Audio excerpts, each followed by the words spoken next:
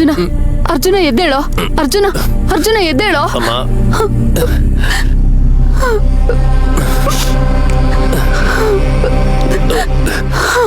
ಅಮ್ಮ ಅಮ್ಮ ಅಮ್ಮ ಯಾಕೆ ಅಳ್ತಿದ್ಯಾ? ಅರ್ಜುನ, ನಿನ್ ಹೆಂಡತಿಯಿಂದ ಈ ಮನೇಲಿ ನಾನು ನೀನು ಬರೀ ಕಣ್ಣೀರ್ ಹಾಕೋದೆ. ನಾನು ಈ ಮನೇಲಿ ಕೆಲ್ಸದೊಳಗಿಂತ ಕಡೆ ಕಣೋ. ನನ್ಗೆ ಈ ಮನೇಲಿ ಏನು ಹಕ್ಕಿಲ್ಲ. 3 ಹೊತ್ತು ಎಲ್ರಿಗೂ ಬೇಯಿಸ್ ಹಾಕೋದು, ಎಲ್ರ ಹತ್ರ ಅನ್ನಿಸ್ಕೊಳ್ಳೋದು, ಇಷ್ಟೇ ಆಗೋಯ್ತು ನನ್ ಜೀವನ. ಸ್ವಲ್ಪ ಅರ್ಥ ಆಗೋ ತರ ಹೇಳಮ್ಮ. ಅರ್ಜುನ, ಇವತ್ತು ಮೀರಾದು ಹುಟ್ಟಿದಬ್ಬ ಕಣೋ. ಅವಳು ನಿನ್ ಪಿಯೆ. ಅದಕ್ಕೆ ಅವಳ ಬರ್ತ್ಡೇನ ಸೆಲೆಬ್ರೇಟ್ ಮಾಡೋಣ ಅನ್ಕೊಂಡು ಕೇಕ್ ಎಲ್ಲ ತಂದು ರೆಡಿ ಮಾಡಿಸ್ತಿದ್ದೆ ಕಣೋ. ಅಷ್ಟ್ರಲ್ಲಿ ನಿನ್ ಹೆಂಡತಿ ಸೇವಂತಿ ಬಂದು ಬಾಯಿಗೆ ಬಂದಂಗೆಲ್ಲ ಬೈದ್ ಬಿಡ್ಲು ಕಣೋ.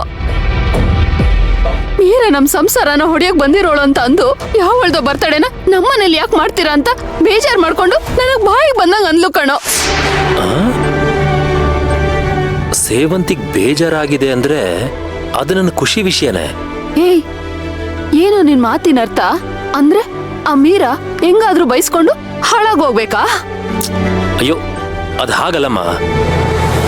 ಮೀರಾ ಬರ್ತ್ಡೇನ ಮನೇಲಿ ಮಾಡೋದಕ್ಕೆ ಸೇವಂತಿ ಉರ್ಕೊಂಡ್ಲು ಅಂದ್ರೆ ಸೇವಂತಿಗಿನ್ನೂ ನನ್ನ ಮೇಲೆ ಪ್ರೀತಿ ಇದೆ ಅಂತ ಅರ್ಥ. ನನ್ನ ಗಂಡನ್ನ ಬಿಟ್ಕೊಡ್ಬಾರ್ದು ಅನ್ನೋ ಭಾವನೆ ಇದೆ ಅಂತ ಅರ್ಥ. ಲೋ ಅರ್ಜುನ, ಏನೋ ಇದು? ಬರೀ ನಿನ್ ಬಗ್ಗೆ ಯೋಚನೆ ಮಾಡೋಷ್ಟು ಸ್ವಾರ್ಥಿ ಆಗ್ಬೇಡ ಕಣೋ. ಅಲ್ಲ ಕಣೋ, ನಿಮ್ಮಿಬ್ರು ಜಗಳದಲ್ಲಿ ಪಾಪ ಆ ಮೀರ ನೋವು ತಿನ್ಬೇಕೇನೋ?